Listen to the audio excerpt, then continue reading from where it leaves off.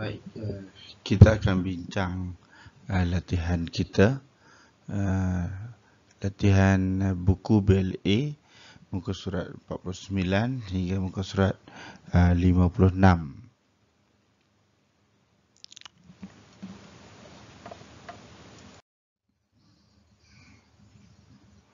Okey. Baik, kita lihat pada latihan muka surat 49. Yang ni cikgu dah minta buat hari tu hari. Pastikan kamu tuliskan tarikh bila kamu buat latihan itu untuk memudahkan kita buat rujukan. Jadi kita semak jawapan sama-sama. Jadi ini adalah perbandingan bagi objek yang boleh menyerap air dan tidak boleh menyerap air. Ini pastikan kamu tulis tarikh dulu lah dalam ni. Kemudian kita tahu kertas menyerap air. Ya, betul. Dia kata arahannya mudah, warnakan. Warnakan objek. Warnakan. Jadi kamu warnakannya lah. Warnakan objek yang boleh menyerap air. Yang kita tahu, okey, kertas menyerap air.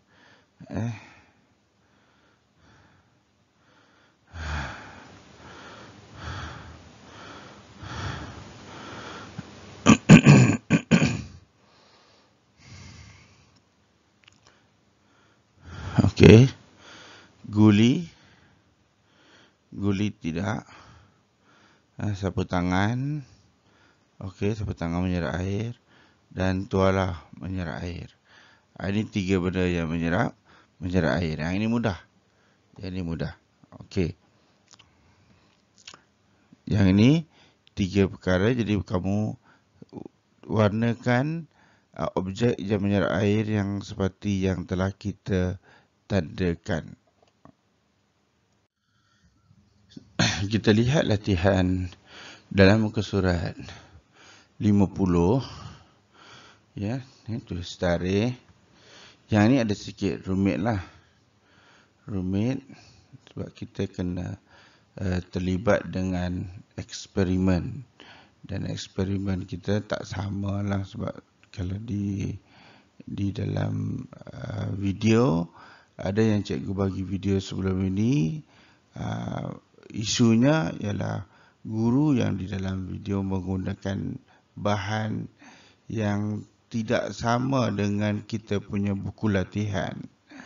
Dan memang susah pun nak dapat guru yang menggunakan bahan yang sama. Tetapi kita boleh buat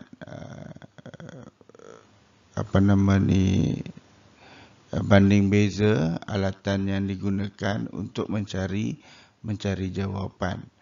Nanti kalau ada masa yang terluang, kita cuba buat eksperimen ini menggunakan bahan-bahan yang sama dalam buku supaya lebih jelas. Jadi ceritanya dia nak menguji sama ada bahan itu menyerap air atau tidak sahaja. Isunya mudah. Jadi guru ini dalam buku kita menggunakan gelang getah, kain lap, kertas resit dan yang keempatnya ialah sudu besi. Kalau gelang getah ini dia sama dengan pemadam. Ni, dia sama dengan pemadam. Kalau kain lap, dia ada pakai kain tak? Sapu tangan. Dia pakai sapu tangan. Kalau kertas resit, ni kertas ada nombor 3 ni. Kemudian sudu besi itu ialah siling ataupun pemutar sudu. Ni ada sudu. Cuma ni sudu besi.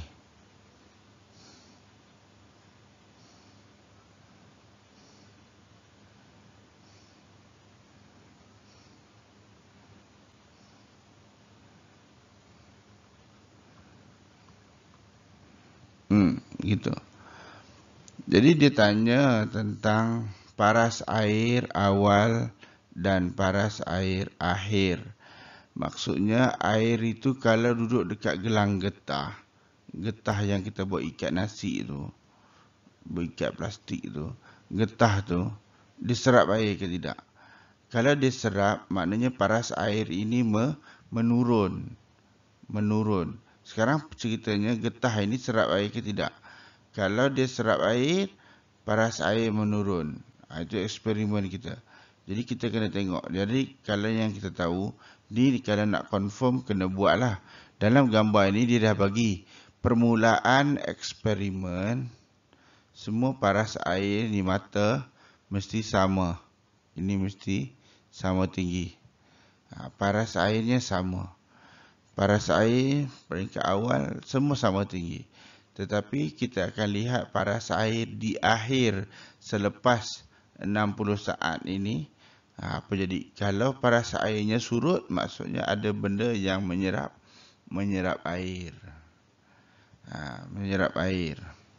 Jadi gelang getah paras airnya tak menurun.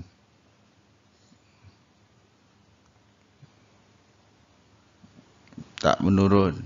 Jadi tak serap air. Kain lap turun sikit. Kertas resit turun sikit. Dan satu lagi sudu besi. Sudu besi paras air juga tidak menurun. Ini tadi turun sikit. Jadi ceritanya apa yang jadi?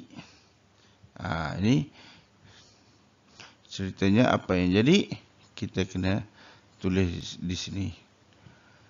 Gelang getah menyerap air? Tidak. Kain lap menyerap air? Ya. Kertas resit menyerap air? Ya. Sudu besi menyerap air? Tidak. Yang ni yang jadi susahnya. Yang tak nampak bila kita buat perbandingan video kerana isunya penggunaan bahan yang sedikit berbeza dengan yang di dalam buku. Tapi tak apa. Cikgu murid-murid boleh lihat pada video yang cikgu sediakan ini dan kita jawab sama-sama. Isunya adalah untuk mengenal bahan yang boleh menyerap air dan tidak boleh menyerap air. Itu saja. Cuma yang dalam video cikgu itu dia menggunakan lebih banyak bahan dengan harapan supaya murid akan lebih faham bahan-bahan yang menyerap air. Okey yang itu, cuma dalam konteks kita menjawab soalan dalam buku BLA, dia ada sikit tak sama. Tak apa. Okey, kita selesai muka surat 50. Baik, kita lihat latihan pada muka surat 51.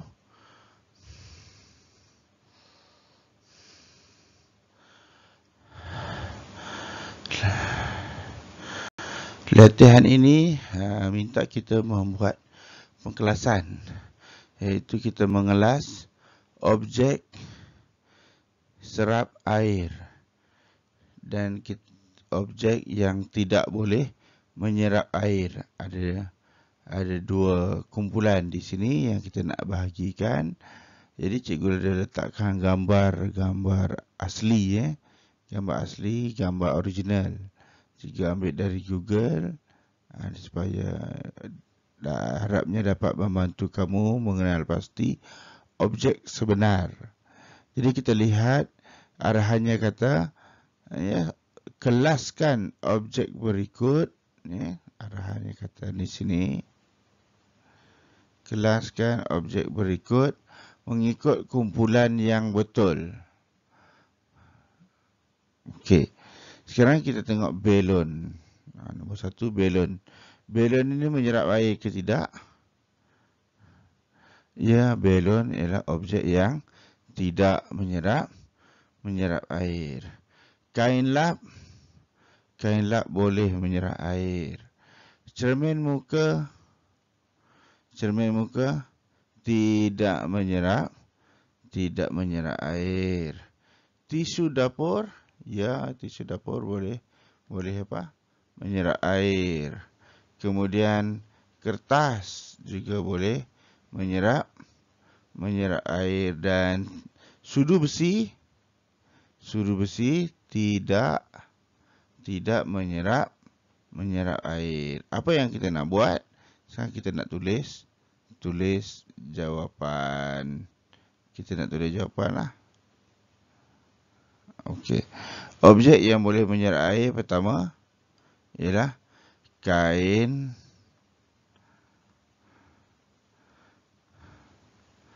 lap. Yang kedua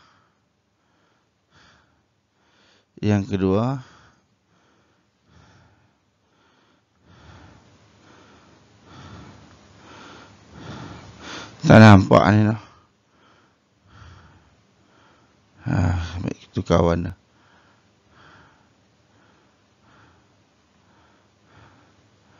Yang kedua ialah tisu dapur. Kemudian yang ketiganya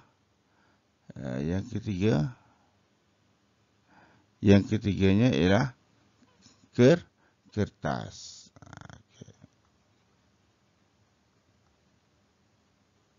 Okey. Yang belah satu lagi warna merah lah. Objek yang tidak menyerap air. Nombor 1. Ya, pastilah yang kita tulis tadi. Belon. Nombor 2. Cermin.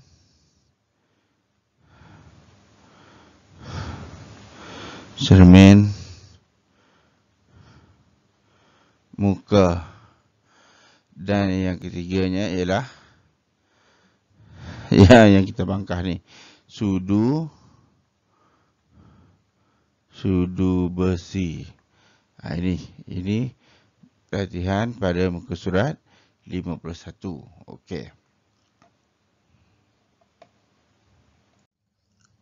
Baik. Kita lihat latihan dalam buku kita ini pada muka surat 52. Ya, 52 ada latihan eksperimen ini. Pastikan kamu tulis tarikh dulu. Dan kita lihat, mari uji. Serap sedikit atau banyak. Cerita tentang serap sedikit atau banyak. Jika kamu ada lihat, cikgu ada bagi dalam video yang sebelum ini. Kamu dah lihat eksperimen yang di sebelah ni. Ini yang dalam video. Kamu dah lihat ada guru buat eksperimen tunjuk pada murid tentang bahan-bahannya. Jadi ada yang guna tisu, guna kertas, sudu, menggunakan apa lagi itu, plastik, buat eksperimen untuk menguji kebolehan bahan menyerap air. Tetapi kita lihat dalam latihan kita ini, bahan yang ditanya dalam latihan ini ada sikit berbeza dengan buku teks. Bezanya dalam buku teks dia sebut tentang tisu dapur. Tisu dapur ni yang ni. Ini adalah tisu dapur.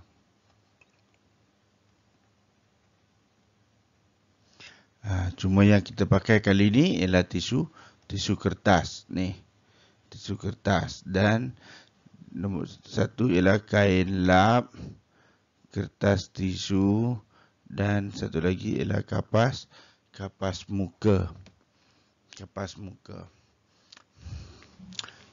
Dalam video yang kita tonton, kesimpulan yang kita dapat ialah tisu dapur ialah objek yang menyerap air paling tinggi.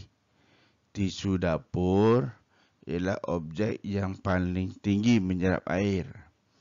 Dan yang kedua, kesimpulan yang kita dapat dari video yang kita tengok sebelum ni, kertas ialah objek yang paling rendah mempunyai kadar penyerapan air. Kertas adalah objek yang menyerap air paling rendah. Itu 2. Tetapi bila dia tanya dalam kita punya latihan, ada sikit mengelirukan murid-murid. Dia tanya, sebelum ni disebut tisu dapur. Dekat sini dia tanya kertas tisu. Sedangkan dalam eksperimen kita yang dalam video, tisu satu objek lain, kertas satu objek lain. Dan kita dapat dua keadaan yang berbeza. Yang ini memerlukan murid-murid berfikir. KBKK, kebat lah. Kemahiran berfikir aras tinggi. Bagi yang pernah menggunakan alat-alat ini, mungkin bukan jadi satu masalah kepada murid-murid. Tetapi bagi murid yang tidak pernah dan tidak tahu apa itu tisu dapur, kertas tisu barangkali, mungkin tak dapat membuat perbandingan kepada barang-barang ini. Jadi kita ringkaskan, kita pergi kepada tujuan kita. Jadi kita lihat, kalau dulu hari itu dia sampai tisu ialah objek yang paling bagus. Bila tisu jumpa dengan kapas, kapas ini dia punya kadar serapan air dia lagi paling tinggi. Ini kapas, bila cerita kapas lah. Kapas, bila kapas masuk campur, kapas muka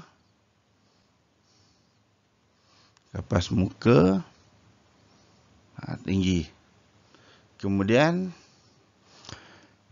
jadi kertas tisu jatuh sederhana. Dan kain lap yang paling rendah. Ada jadi gitu. Kapas dia paling cekap. Sebab tu dia buat kapas muka. Kapas muka supaya kita cepat lap dan kering. Kemudian kertas tisu ni ada kertas tisu yang kita dapati kadang-kadang kita lap pun tak kering. Tetapi berbanding dengan tisu dapur, dia memang dia buat dia punya kadar serapan dia tinggi. Dia lembut betul. Ini beza ya antara benda yang kita tengok dalam video dengan latihan ini. Baik. Jadi kalau kita pergi kepada objek ini nah. Objek A, nyatakan objek yang paling banyak menyerap air ialah kapas muka. Dia cepat. Lap dia kering. Kemudian yang paling sedikit ialah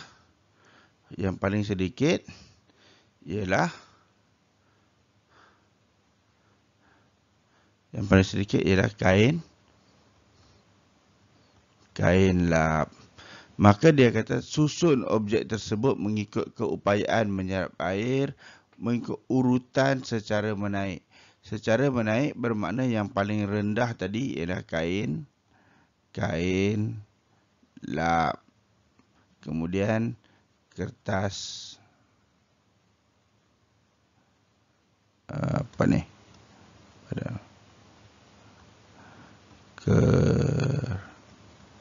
kertas tisu, dan satu lagi ialah kapas muka. Begitulah kita nak jawab latihan dalam muka surat 52. Yang ini jangan keliru lah. Yang ni jawapan dia tu ni. Ni. Dia rendah. Lari sikit Oh, mungkin pen cikgu. Jadi padam. Pakai pen yang tajam sikit. Ni. Ini rendah. Ini sederhana. Dan ini tinggi. Gitu. Gitu. Okey. Sampai di sini untuk latihan 52. Uji objek dengan air. Ini latihan pada muka surat 53. Ini buku teks kita masih lagi sama. Muka surat 74 dan 75. Adanya situasinya menjadi Alia telah menjalankan aktiviti untuk menguji keupayaan menyerap air terhadap 3 jenis objek. Alia menjalankan aktiviti. Dia kata sini lah. Dia menjalankan aktiviti untuk menguji keupayaan menyerap air. Menyerap air ke atas 3 jenis objek. 1 ialah kertas sebak, 2 ialah berbola kapas dan yang ketiga ialah manila card. Ini objek 1, objek 2, objek 3. Ini tak jadi masalah, kita cuma perlu baca dan fahamkan eksperimen ini saja. Jadi dia kata objek kertas sebak paras air sebelum. Objek berbola kapas paras air sebelum. Manila card paras air sebelum. Jadi sebelum ini kita lihat yang sebelum ini nombor 1, nombor 2, nombor 3 ini kalau kita lihat paras air sebelumnya adalah sama. Paras air sebelumnya ialah sama. Ketiga-tiganya. Yang ni lah. Paras air itu. Kita lihat paras air. Okey. Jadi dia kata berikut adalah hasil pemerhatian. Ni. Hasil pemerhatian maksudnya dah selesai buat.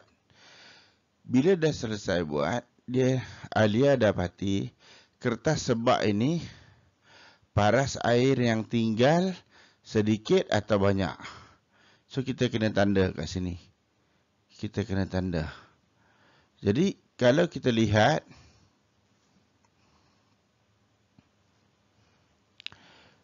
paras air yang tinggal ialah sedikit. Nampak kurang kan? Dia kurang daripada asal, jadi sedikit. Kemudian berbola kapas. Kapas. Bila sebut kapas ni,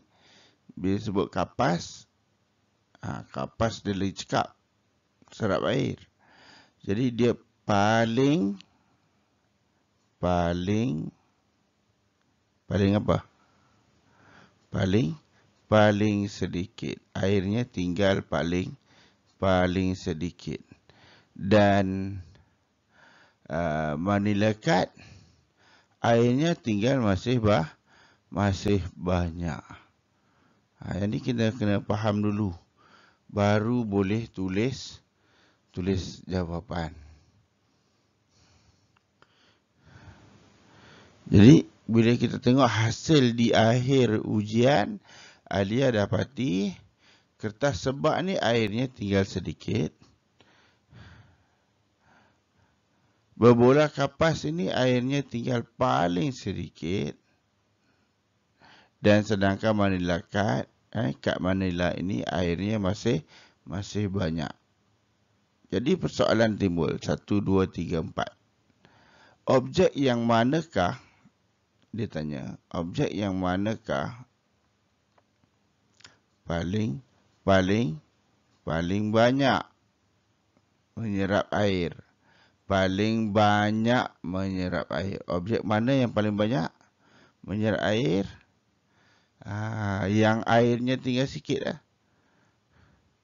Yang airnya tinggal sikit. Jadi yang paling banyak menyerap air ialah objeknya nama berbola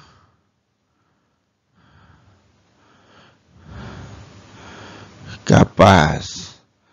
Objek ni yang paling banyak serap air. Okey. Kemudian soalan yang kedua. Objek yang manakah yang sedikit menyerap air? Bila sedikit, yang maknanya airnya tinggal paling banyak. Air yang tinggal paling banyak ialah kad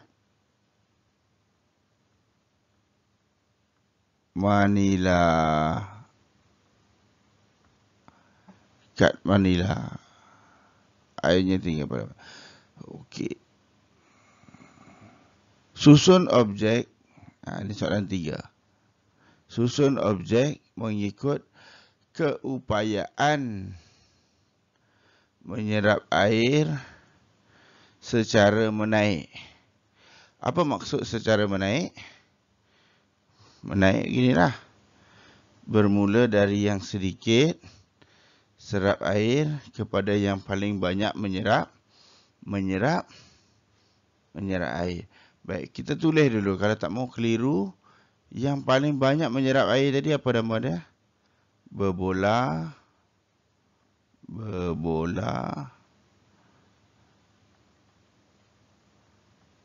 kapas. Yang paling sedikit menyerap air ialah kad Manila. Ini paling sedikit menyerap air. Dan yang sederhana ialah kertas sebak.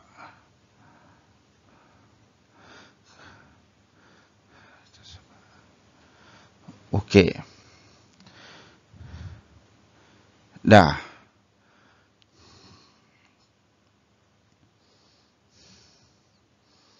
Okey, kita pergi pula kepada yang keempat.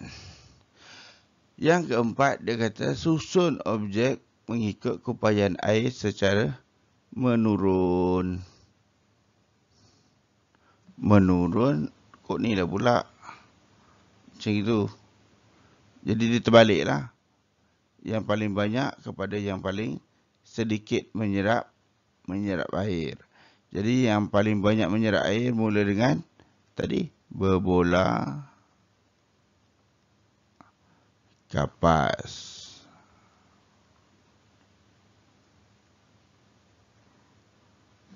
Lepas itu yang paling banyak menyerap air berbola kapas, yang paling sedikit menyerap air kad Manila. Dan yang di tengah-tengah dia ialah kertas sebak. Inilah 3 benda. Jadi kita nak asingkan tu, kita perlu lihat dia punya ni bukan yang kita lihat ni hasil dia ni.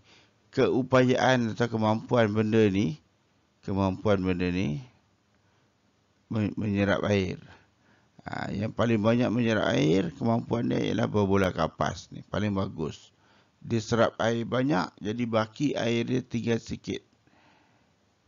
Kemudian yang nombor 2 ialah kertas sebak.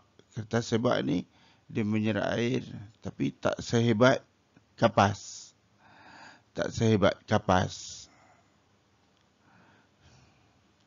Dan kemudian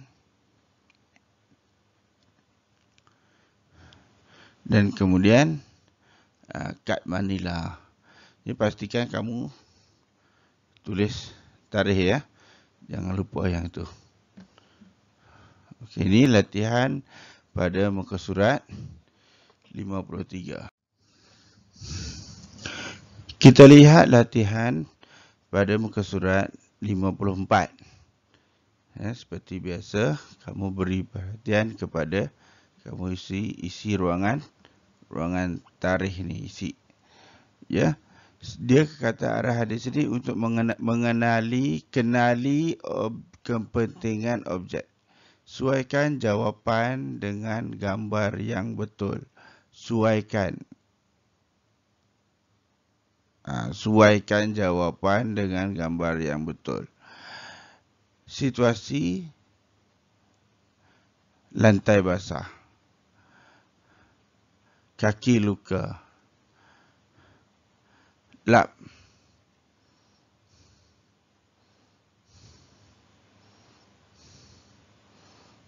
Kan?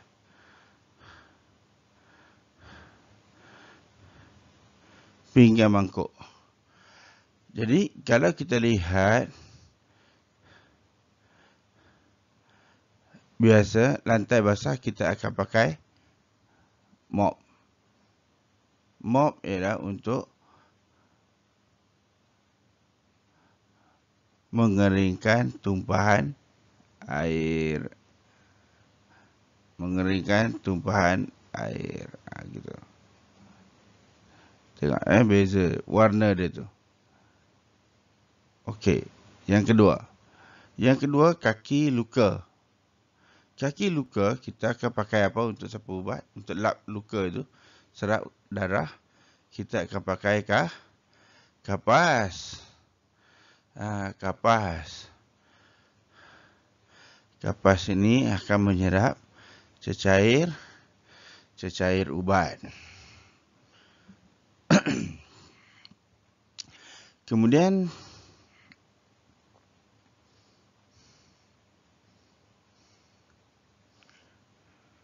murid ini berpeluh pakai tisu. Tisu guna untuk menyerap peluh. Macam gitu, nampak sikit.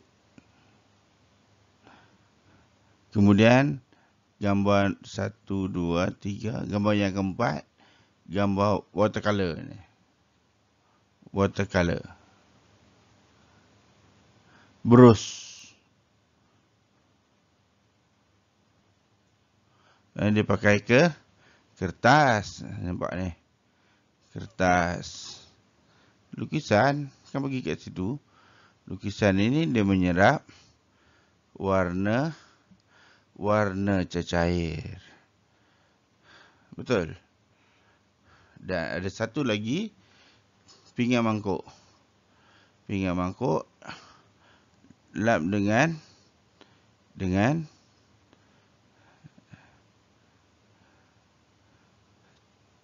tisu. Ni. Gitu. Tisu untuk mengeringkan pinggan mangkuk. Begitulah latihan pada muka surat 54. Okey. Pastikan kamu semak jawapan kamu dengan baik. Untuk yang ni. Kemudian kita pergi berikutnya pada muka surat 55. Objek tidak serap air. Ni tarikh. Isi dulu lah. Suaikan jawapan dengan kepentingan objek yang tidak menyerap air. Tidak menyerap air. Kalau Google, nombor 1 ni Google, fungsinya apa? Topeng ini melindungi mata. Ni dia. Melindungi mata dari terkena air. Kemudian yang kedua ini apa ni?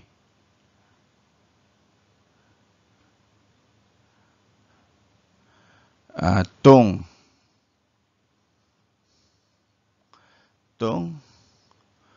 Tong ini gunanya untuk menyimpan air. Kemudian baju hujan. Baju hujan mengelakkan kita dari terkena hujan. Ini nak kena confirm betul-betul lah. Baju hujan membantu kita mengelakkan kita dari terkena hujan.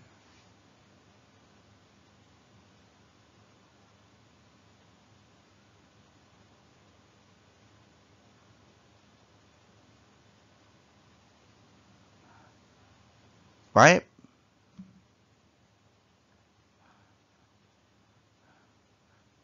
Pipe mengalirkan air pipe. Kasut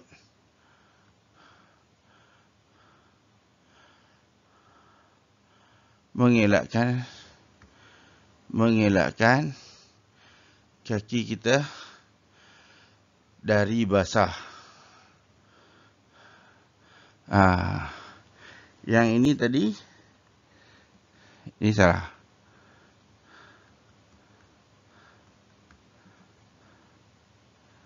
Yang ini tadi melindungi diri. Pasal orang. Yang kereta ini baru dia pergi dekat yang ini. Kereta ini mengelakkan kita dari terkena hujan. Macam itu.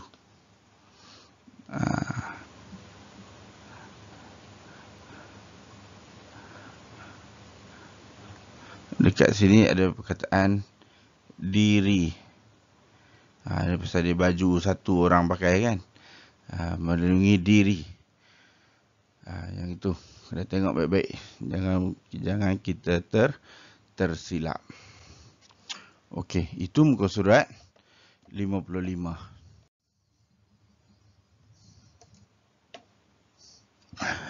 Alat pengering botol air, muka surat 56 ini. Seorang pelajar kita, murid kita, Amir, sedang mereka cipta alat pengering botol air. Dia nak buat inovasi. Mereka cipta nak bina alat mengeringkan botol air. Menggunakan 3 bahan yang berikut. Kertas, tisu, kain dan juga surat khabar. Yang ini kita dah bincang dalam latihan yang sebelum-sebelum ni. Dia ceritanya, dia kata langkah pertama, balut magnet dengan tisu. Kertas tisu. Langkah 2, langkah 1, langkah 2, langkah 3, langkah 4. Langkah 2 dia kata lekatkan bahagian tepi dengan dawai kokot supaya tisu tu tak tercabut lah. Langkah 3, dia kata masukkan magnet yang dibalut tadi ke dalam botol yang basah. Okey, masukkan dalam botol. Magnet dia tak boleh besar lah. Kalau besar nak masuk dalam botol macam mana? Magnet kecil aja. Kemudian selepas dah masukkan, gerakkan magnet tadi, magnet yang kita masuk dalam botol tu dengan menggunakan magnet lain. Ni. Lain. Magnet lain. Dengan menggunakan magnet lain di luar botol supaya air dapat dikeringkan. Okey. Kita gerakkan magnet yang di luar, golek supaya magnet dalam tu ikut dan kita lihat hasilnya. Kemudian dia kata yang keempat, ulangi langkah 1 hingga 3 menggunakan kain dan kertas surat khabar. Jadi dalam latihan dan juga pelajaran yang sebelum ni dan latihan, kita dapati di antara kertas tisu, kain dan surat khabar ini yang mana paling cekap untuk serap air. Yang paling cekap serap air nombor 1 ialah tisu. Ya, nombor 1 ialah tisu. Nombor 2 yang paling cekap serap air ialah kain. Dan yang ketiga ialah kertas. Kertas ni paling last lah. Dia tak berapa serap air. Jadi kita dah tahu ini. 3 ini kita dah buat latihan yang sebelum ni. Dalam muka surat yang sebelum-sebelum ini, kita tahu yang paling cekap ada tisu menang. Kalau ada kapas yang menang. Kain, kertas. Kertas paling last lah. Paling last. Kertas surat khabar ni kan. Jadi ini susunannya. Jadi soalan 1 dia tanya, pada pendapat kamu bahan yang manakah paling sesuai digunakan oleh Amir? Apa yang paling sesuai? Pastilah jawapannya ialah tisu yang paling sesuai. Mengapa kamu pilih bahan tersebut? Kenapa kita pilih tisu? Kerana tisu mempunyai ini tak ada kita kena tulis. Kerana tisu mempunyai apa? Kadar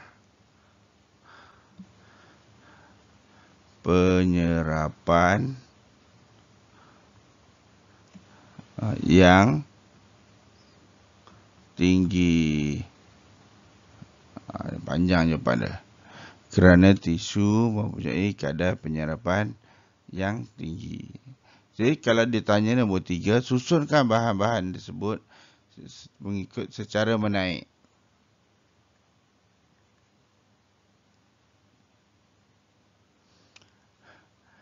Susunkan bahan-bahan berikut secara menaik. Jadi menaik bermula dengan yang paling rendah lah. Kadar serapan yang paling rendah ialah kertas. Kemudian kain. Dan yang paling bagus sekali ialah tisu. Itulah dia. Sampai sini. Ini 3 benda.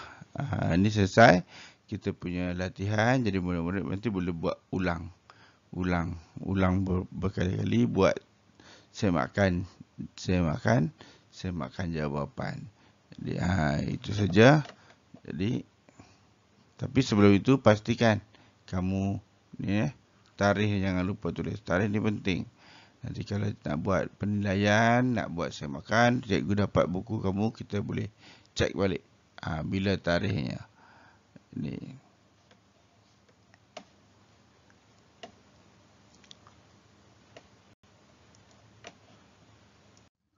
Okey, sampai di sini saja pelajaran kita sehingga kita berjumpa lagi. Sekian, terima kasih.